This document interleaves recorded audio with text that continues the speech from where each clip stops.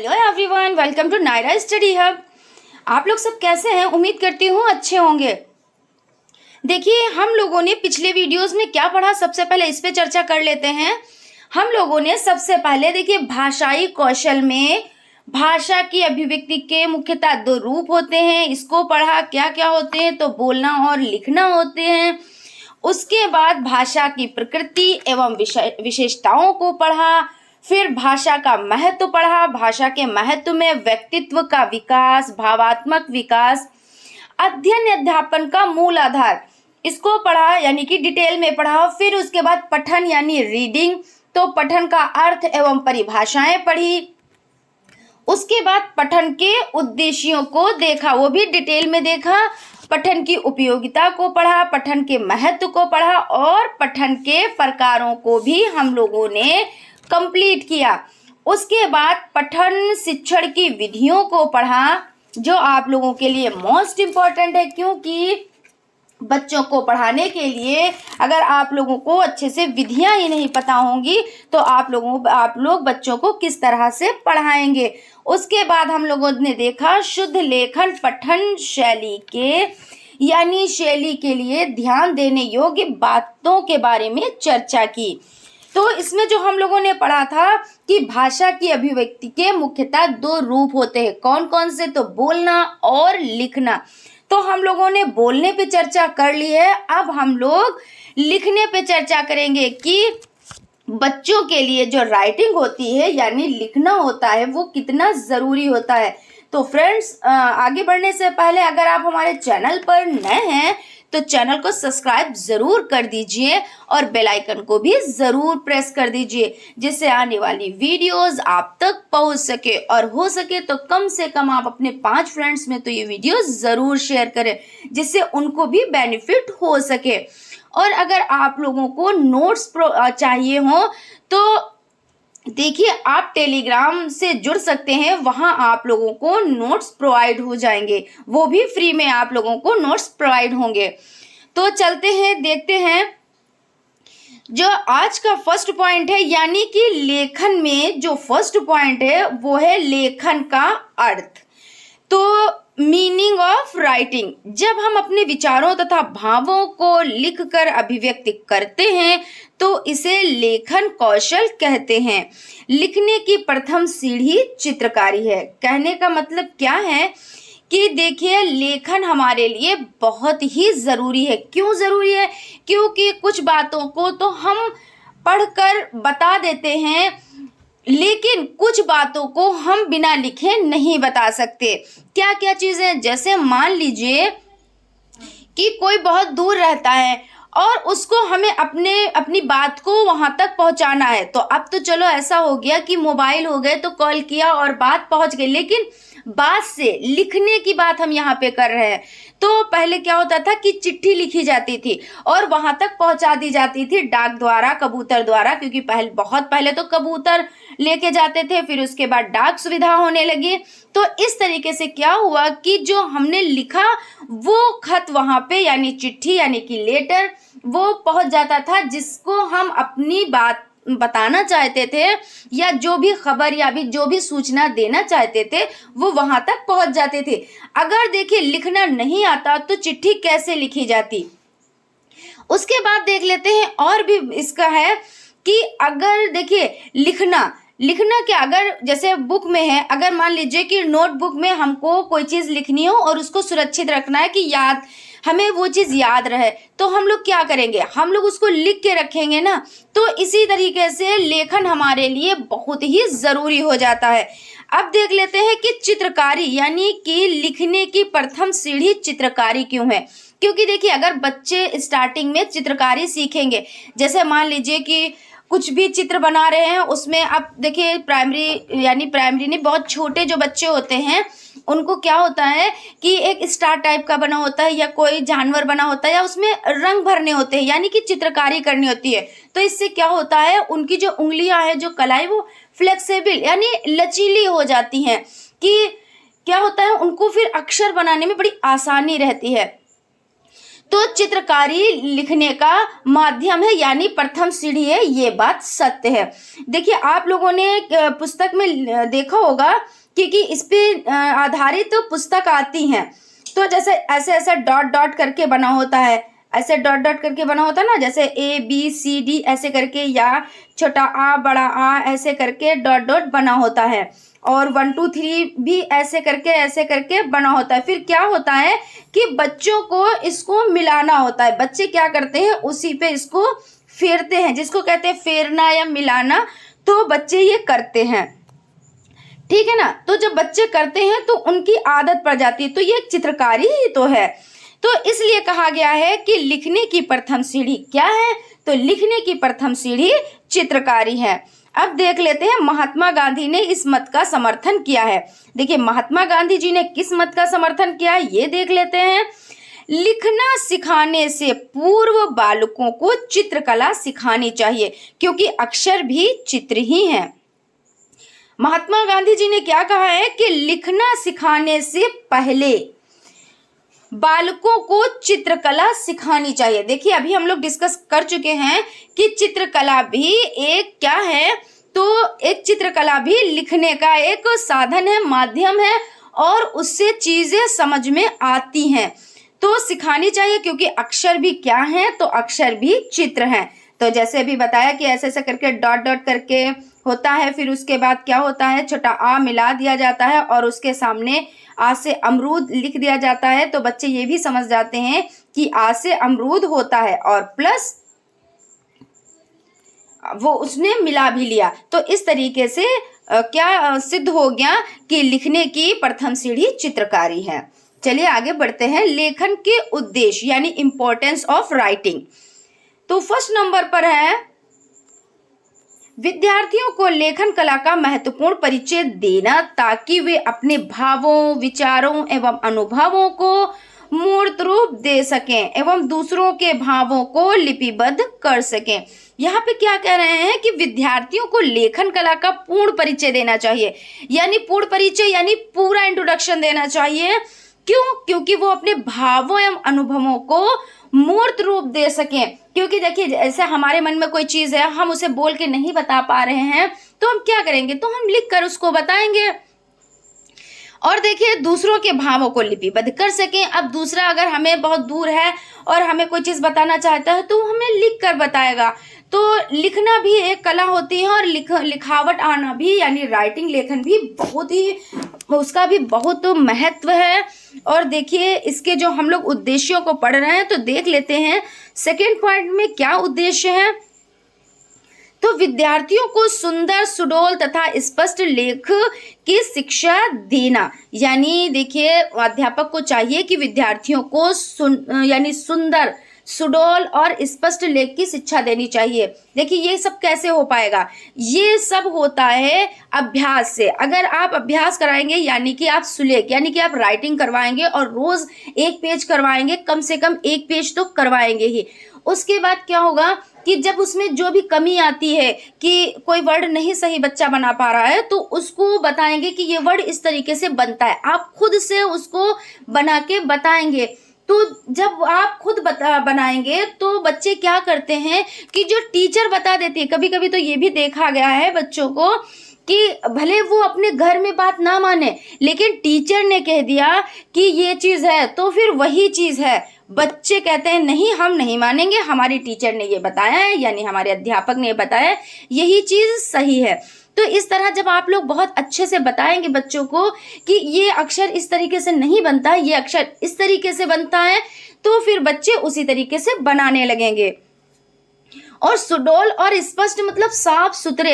देखिए राइटिंग जब अच्छी होती है तो क्या होता है, उसमें अगर कोई पढ़ भी रहा होता है, अगर उसको थोड़ा सा पढ़ना होता है और आप एक अच्छी खासी नोटबुक दे दीजिए, तो वो राइटिंग के चक्कर में ही सारा पढ़ डालता है कि राइटिंग तो बहुत अच्छी है, इसका मतलब बहुत अच्छा लिखा है। और आपने कितना भी अच्छा लिखा हो और राइटिंग साफ सुथरी नहीं है, और कितना भी अच्छा हो, लेकिन वो उसके काम का भी हो, मतलब दूसरा जो मनुष्य यानी शख्स है और उसके वो चीज़ काम की भी हो, लेकिन उसका मन हट जाएगा कि राइटिंग तो इतनी ख़राब सी लिखी हुई है, तो इसमें लिखा क्या होगा, पता नहीं ये सही है भी या नहीं, इस तरीके से लोग रिएक्ट करने लगते हैं। तो जब लेखन साफ सुथरा होगा, राइटिंग अच्छी होगी, स्पष्ट लेख होगा, तो शिक्षा क्या होगी, तो हम शिक्षा बहुत अच्छे से बच्चों को दे सकते हैं। और देखिए 3rd नंबर पर है विद्यार्थियों को शब्दकोश को सक्रिय रूप देना। उसके बाद है विभिन्न विराम चिन्हों का उचित प्रयोग करना सिखाना। तो अगर बात की जाए विराम चिन्हों की, तो बच्चों को इसके बारे में तो बहुत ही अच्छा ज्ञान देना चाहिए, क्योंकि हिंदी में कुछ लोग कहते हैं हिंदी में हमारे नंबर कम आते हैं, हम लिख के पूरा आते हैं, लेकिन क्या होता है उसमें एक प्रॉब्लम होती है, और वो एक प्रॉब्लम नहीं, वो बहुत सारी प्रॉब्लम बन जाती हैं।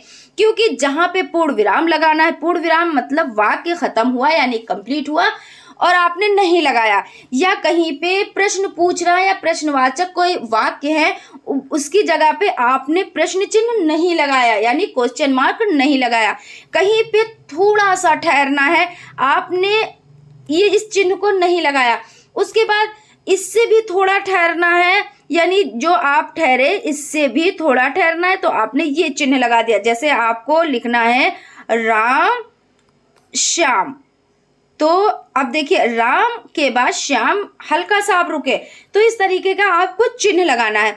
लेकिन आप सब इन्हीं चीज़ों का प्रयोग करना भूल जाते हैं। आपने राम भी लिख दिया, श्याम भी लिख दिया, क्वेश्चन मार्क वाला जो है वो भी आपने लिख दिया, लेकिन आपने इन चिन्हों का प्रयोग नहीं किया। कहीं पर क्या होता है, जैसे हैं कोई वर्ड मान लीजिए इस तरीके से हैं, तो आपने क्या किया, इस तरीके से लिख के छोड़ दिया, तो आपका ये गलत ही माना जाएगा, क्योंकि आपको लिखना था बहुवचन और आपने लिख दिया एक वचन। उसके बाद जैसे लिखना होता है चांद, तो कुछ लोग क्या करते हैं चांद को इस तरीके से लिख देते हैं, लेकिन नहीं, चांद को जब लिखना होता है तो चंद्र की बिंदी लगाते हैं, इस तरीके से आपका ये वर्ड सही माना जाता है। तो जब ये गलतियां आप लोग करोगे, या कोई भी, या हम करें या कोई भी करे, तो उसके नंबर क्यों अच्छे आने लगे। और जब ये हम बचपन से बच्चों को आदत डलवाएंगे यानी प्रैक्टिस करवाएंगे कि नहीं, अगर बहुवचन है तो अंक की बिंदी लगेगी, अगर माँ में एक ही मात्रा अगर में लिखना है तो अंक की बिंदी लगेगी, अगर नहीं अंक की बिंदी लगती है तो मतलब ये आपका वर्ड गलत है। तो इस तरीके से जब आप बच्चों को समझाएंगे, उसके बाद बच्चे इसको फॉलो करेंगे, तो जब बचपन से उनकी यानी प्राथमिक स्तर से ही उनकी आदत पड़ जाएगी यानी हैबिट हो जाएगी, तो बच्चे जो है बाद में जब बड़े होकर जब रिटन एग्जाम देंगे तो ये सब गलतियां होंगी नहीं, तो उनके नंबर क्यों कम आएंगे, है ना। लेकिन कुछ लोगों को आपने सुना होगा कि हिंदी पूरी करके आते हैं लेकिन फिर भी नंबर कम ही आते हैं, तो रीजन ये होता है, इसलिए हिंदी में नंबर कम आते हैं। उसके बाद देखिए मातृभाषा के अक्षरों का वास्तविक स्वरूप चित्रित। देखिए मातृभाषा के अक्षरों का वास्तविक स्वरूप चित्रित कर सकने की क्षमता का विकास कराना, बच्चों को ये चीज भी बतानी चाहिए। उसके बाद देखते हैं विद्यार्थियों को लिखने का इतना अभ्यास कराना कि वह धारा प्रवाह से लिख सके। धारा प्रवाह मतलब स्पीड के साथ लिख सके। तो विद्यार्थियों को, जैसे कि विद्यार्थियों हम यानी जो अध्यापक हैं, शिक्षक हैं, उनको क्या चाहिए कि विद्यार्थियों को इतना अभ्यास कराएं। अभी हम लोग देखो चर्चा कर चुके हैं ऊपर कि कम से कम एक पेज तो रोज कराएं बिना किसी जैसे कि ये होता है ना गैप के, तो बच्चों की आदत पड़ेगी और फिर वो क्या होगा, उनकी स्पीड भी तेज हो जाएगी। तो इस तरीके से क्या करना चाहिए, विद्यार्थियों को लिखने का इतना अभ्यास कराना चाहिए कि धारा प्रवाह रूप में वो लोग लिख सकें। फिर उसके बाद है देखिए हम लोग देखेंगे लेखन कौशल का महत्व यानी इम्पोर्टेंस ऑफ राइटिंग स्किल। तो इसमें है भाषा पर अधिकार प्राप्ति के लिए जिस प्रकार किसी भाषा का सुनना, बोलना और पढ़ना महत्व रखता है, उसी प्रकार लिखने का भी महत्व है। लिखने के महत्व को हम निम्न बिंदुओं से समझ सकते हैं। देखिए यहाँ पे क्या बताया गया है कि जिस तरह से पढ़ने में सुबह पाली सुनना, लिखना, पढ़ना ये सब जरूरी होते हैं ना, तो लास्ट में लिखना भी बहुत ज़रूरी होता है। मान लीजिए अब कि हम किसी बात को लिखकर बताना चाहते हैं और हमें लिखना आता ही नहीं है, तो हम किस प्रकार से वो चीज़ बता सकेंगे। या मान लीजिए हमारा एग्ज़ाम लगा हुआ है और हमने पढ़ना तो सीख लिया लेकिन लिखना नहीं सीख पाए, क्योंकि जितने भी एग्ज़ाम होते हैं वो रिटन होते हैं यानी लिखित में होते हैं। तो बिना एग्ज़ाम दिए हम आगे कैसे प्रमोट हो पाएंगे, यानी एक कक्षा की से हम दूसरी कक्षा में कैसे पहुंच पाएंगे। तो यही चीज़ यहाँ पे बताई गई है, इसका महत्व बताया गया है। तो हम लोग देख लेते हैं महत्व में कौन कौन से पॉइंट है। तो सबसे यानी पहला यानी प्रथम पॉइंट जो है वो है आपका दैनिक जीवन में विवरण रखने, जैसे घर का हिसाब किताब रखने के लिए लिखित भाषा का प्रयोग किया जाता है। यानी कहने का मतलब ये है कि रोजमर्रा की जिंदगी में मान लीजिए किचन में कौन सा सामान कम हो गया उसको लिखना, उसकी एक लिस्ट बनाना, घर का हिसाब किताब रखना यानी धोबी आया उसने कितने कपड़े लेके गया है, कितने कपड़े दे के गया है, हमने उसको कितने पैसे दिए। या मान लीजिए दूध वाला उसने किस डेट से स्टार्ट किया और कितने पैसे हमको देने हैं या कितने पैसे हमने दिए, ये सारी यानी लिखा पढ़ी हमको क्या होती है तो रखनी होती है। तो कैसे रखनी होती है, तो लिखित भाषा में रखनी होती है। अगर लिखित भाषा हमको यानी लिखना हमको आता ही नहीं है तो क्या हम बोलकर तो ये होता है कि हमने याद कर लिया कि हाँ ठीक है इस डेट से ऐसा हुआ, इस डेट से, और उसके बाद बातें जो हैं वो जहन से यानी माइंड से निकल जाती हैं। लेकिन जो लिखा हुआ होता है वो आप कभी भी नोटबुक उठा के देख लें, आपको चीज़ें वैसी ही मिल जाएंगी। आप जैसे ही पढ़ेंगे आपकी समझ में आ जाएगा कि हाँ ऐसे से ऐसा, ऐसे से ऐसा है। उसके बाद देखिए सेकंड नंबर पर क्या है, आधुनिक शिक्षा प्रणाली की प्रमुख विशेषता परीक्षा है। इसके बिना शिक्षा प्रणाली की कल्पना भी नहीं की जा सकती है। यहाँ पे देखिए क्या बताया गया है कि आधुनिक शिक्षा प्रणाली, जो ये शिक्षा प्रणाली चल रही है इसकी प्रमुख विशेषता क्या है, तो परीक्षा है यानी एग्जाम है, ठीक है। और अगर क्या होता है, इसके बिना शिक्षा प्रणाली की कल्पना भी नहीं की जा सकती, क्योंकि इसके अगर परीक्षा नहीं होती है तो कैसे इसकी हम कल्पना कर सकते हैं। और लिखित ही परीक्षा होती है, तो जब लिखित परीक्षा होती है तो हमें लिखना तो ज़रूर से ज़रूर ही आना चाहिए। उसके बाद देख लेते हैं पॉइंट है आपका व्यावसायिक एवं औद्योगिक प्रगति का आधार भी लिखित भाषा है। मौखिक भाषा रूप से यानी मौखिक रूप से कार्य व्यवसाय में सफलता प्राप्त नहीं की जा सकती। प्रत्येक व्यवसाय में तरह तरह के रिकॉर्ड आदि रखने होते हैं। तो व्यवसाय में क्या होता है, देखिए जैसे कोई किसी दुकान पे गया और वहाँ किसी के पास पैसे नहीं हैं और वो बोलता है हमें इतना राशन दे दीजिए और हम आपको पैसे बाद में दे देंगे। तो वो राशन वाला क्या करता है, वो अपने रजिस्टर पे नोट कर लेता है, और जब नोट कर लेता है उसके बाद वो उससे पैसे ले लेता है, क्योंकि उसने पहले से नोट कर रखा है तो उसको चीज़ें याद है। और अगर उसको लिखना ही नहीं आता तो वो कैसे नोटबुक पे नोट करता। या जैसे व्यापारी, बड़े बड़े व्यापारी हो गए, औद्योगिक जो यानी कि व्यावसायिक हो गए, तो सब लोग अपना अपना एक रजिस्टर बनाते हैं। कहीं भी आप किसी भी शॉप पे चले जाएं, वो लोग बिना लिखा पढ़ी के, क्योंकि इतना सब लिखना होता है, इतना सब ऐसे याद तो नहीं कर सकते, सिर्फ उन्होंने याद कर लिया या माइंड में वो चीज़ रख ली। और इतने कस्टमर होते हैं, हर कस्टमर की चीज़ को वो कैसे लिख सकते हैं, मान लीजिए याद कर सकते हैं, तो वो लिख कर ही याद रख सकते हैं। फिर उसके बाद हो गया, देखिए 4 नंबर पर है, लिखकर हम अपने विचारों को सदियों के लिए स्थायित्व प्रदान कर सकते हैं। क्या होता है, कुछ लोग देखिए क्या होता है कि अपनी एक डायरी बनाते हैं, क्योंकि आप लोगों में से भी कुछ लोग हो सकता है कि डायरी बनाते हों, तो उसमें अपने जो दिनचर्या की बातें होती हैं उसको लिखते हैं। कुछ लोग क्या होता है, जो मतलब सुबह से शाम तक का जो कार्य होता है यानी उनको करना होता है, वो चीज़ों को लिखते हैं, यानी उन चीज़ों को लिख लेते हैं, पहले से ही शेड्यूल बना लेते हैं कि हमें सुबह उठना है, ये करना है, उसके बाद यहाँ जाना है, वहाँ जाना है, ऐसा करना है, ऑफिस जाना है, स्कूल जाना है। जिसका जो भी वर्क होता है उस अकॉर्डिंग वो डायरी पे नोट करता है और उसी को फॉलो करता है। तो ये सब कैसे पॉसिबल हो सकता है, ये सब तभी पॉसिबल हो सकता है जब हमें लिखना आएगा, तभी हम ये सब चीज़ें कर पाएंगे, अन्यथा हम नहीं कर पाएंगे। और सबसे मेन पॉइंट तो यही है कि अगर आपको लिखना नहीं आता है तो आप परीक्षाएं नहीं दे पाएंगे, और जब परीक्षाएं नहीं दे पाएंगे तो आप आगे कैसे बढ़ पाएंगे। आप क्लास उसी एक ही क्लास में रहेंगे और एक भी क्लास में भी लिखना ही होता है। तो अध्यापक को क्या चाहिए कि बच्चों को स्पष्ट और साफ सुथरे अक्षर बनाना सिखाएं और उनकी राइटिंग को अच्छा करना सिखाएं, और उसमें धारा प्रवाह अपने आप से हो जाएगी, क्योंकि जब बच्चे रोज अभ्यास करेंगे, रोज लिखेंगे, तो एक टाइम ऐसा आता है कि वो बहुत ही स्पीड के साथ, मोती जैसे अक्षरों के साथ वो लिखना स्टार्ट कर देते हैं। फिर देख लेते हैं नेक्स्ट पॉइंट है। देखिए ये हमारा नेक्स्ट जो पॉइंट है उसमें जो है हेडिंग है उसको हम देख लेते हैं कि लेखन संबंधी अशुद्धियों को दूर करने के उपाय। इसमें उपाय कौन कौन से हैं? अगर हमारी लेखन में कोई अशुद्धि है तो उसको हम कैसे दूर करेंगे, तो यहाँ पे बताया गया है, देख लेते हैं। सबसे फर्स्ट नंबर पर है शुद्ध उच्चारण। हिंदी भाषा में जैसा बोला जाता है वैसा ही लिखा भी जाता है। यदि बालकों का उच्चारण गलत होगा तो उनकी वर्तनी भी अशुद्ध होगी। इसलिए अध्यापकों का कर्तव्य है कि वे छात्रों को शुद्ध उच्चारण की शिक्षा दें।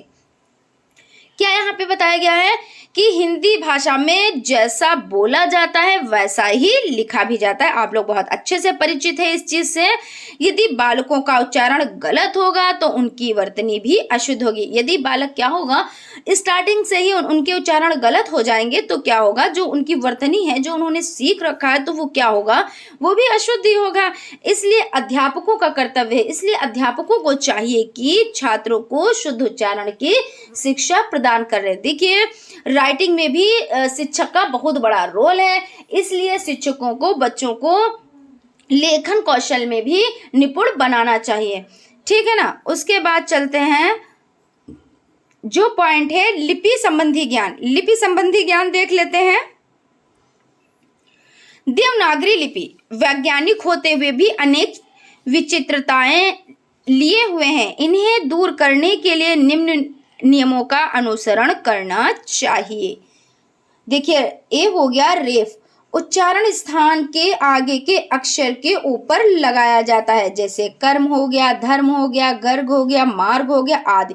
कुछ बच्चे क्या करते हैं, जैसे कर्म लिखना होता है तो उनको ये नहीं पता होता है कि ऊपर की तरफ माँ लगेगा, ऊपर की तरफ माँ लगेगा। वो कभी कभी इस तरीके से लगा देते हैं, इस तरीके से लगा देते हैं, जो कि देखिए गलत है, क्योंकि जब कर्म लिखेंगे तो माँ के ऊपर लगेगा। क्योंकि कुछ बच्चे जो इस तरह के रा होते हैं, जैसे को एक रा इस तरह से लगाया जाता है, एक जैसे कि देखिए इसमें नीचे की तरफ लगा दिया गया, और एक ऋण वाला होता है तो इस तरीके से लगाया जाता है। इन तीनों रा में कंफ्यूज होते हैं, तो इनकी जो ये कंफ्यूजन है उसको दूर करना चाहिए और बताना चाहिए कि कौन सा रा कब लगेगा, कब प्रयोग होगा। ठीक है ना। तो इस तरीके से हो गया रेफ। उच्चारण के आगे के अक्षर ऊपर लगाए जाते हैं। इसका ज्ञान भी अध्यापकों को, बच्चों को देना चाहिए। उसके बाद है बी ऑप्शन। देखिए बी आपका जो पॉइंट है ये भी देख लेते हैं।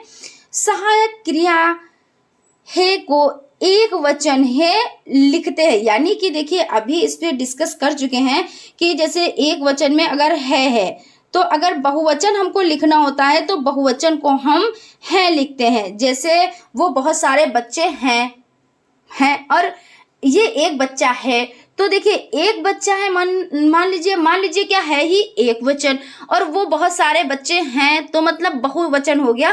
तो ये जो अंक की बिंदी यहाँ पे रखी गई है ये बहुवचन के लिए हो जाती है। अध्यापकों को इसका ज्ञान भी बच्चों को प्रोवाइड कराना चाहिए, यानी देना चाहिए।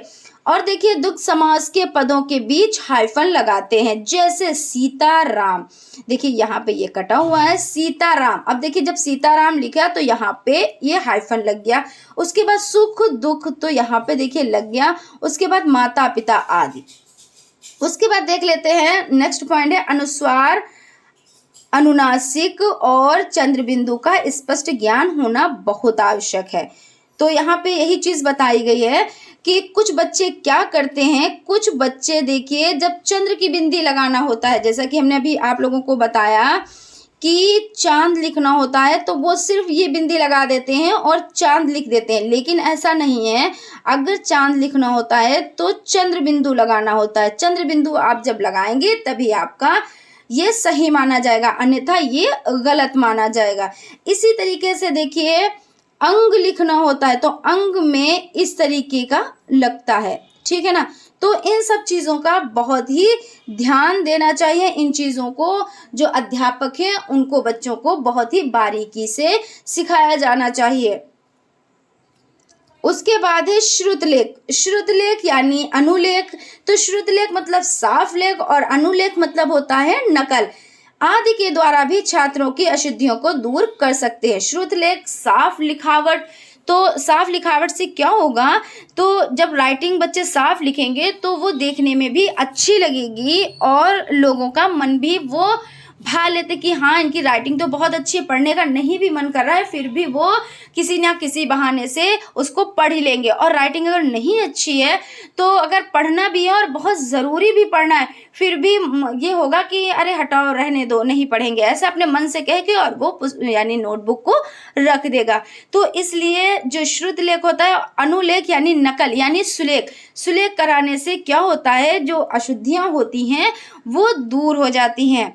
इसलिए अध्यापक को बहुत ही बारीकी से लेखन अभ्यास कराना चाहिए और इसके जो महत्व हैं उसको बताना चाहिए, उद्देश्यों को बताना चाहिए, बच्चों को बताते हुए और अच्छे से लेखन कराना चाहिए। तो फ्रेंड्स आज यहीं तक।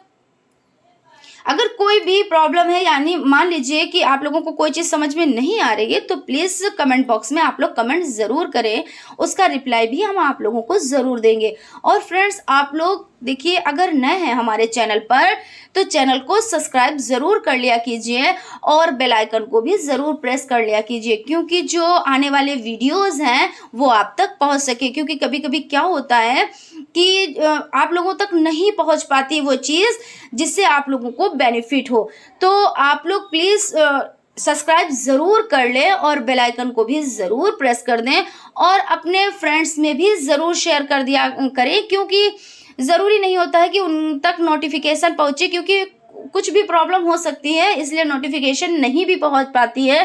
तो कम से कम आप अपने 5 फ्रेंड्स में वीडियो ज़रूर शेयर किया कीजिए, क्योंकि अगर एक लोग 5 फ्रेंड्स में वीडियो शेयर करेंगे फिर उन 5 में से अगर एक लोग 5 फ्रेंड्स में ये वीडियो शेयर करेंगे तो इस तरीके से वीडियो अच्छे से शेयर हो जाएगी और सभी लोगों को लाभ मिलेगा। तो फ्रेंड्स आज यहीं तक। Thank you.